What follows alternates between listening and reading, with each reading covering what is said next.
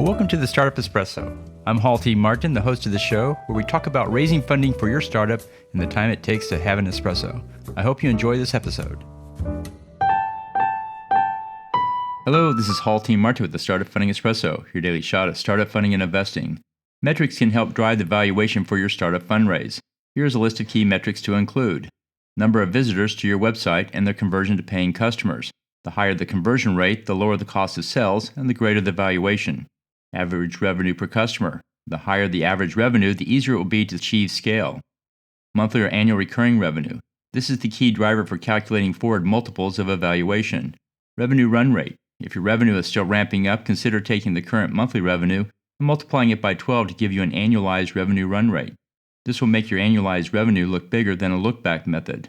Contribution margin. If you have high gross margins, include this in your valuation calculation, as this will translate into more dollars going back into the business. Customer acquisition versus lifetime value. This ratio should be at least 1 to 3, but if it's 1 to 5 or better, it can improve your valuation.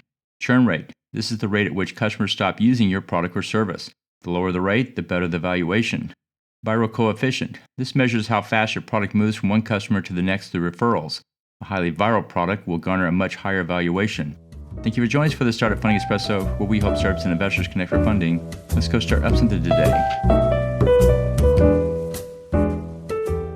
Hall T. Martin is the director of Investor Connect, which is a 501c3 nonprofit dedicated to the education of investors for early-stage funding.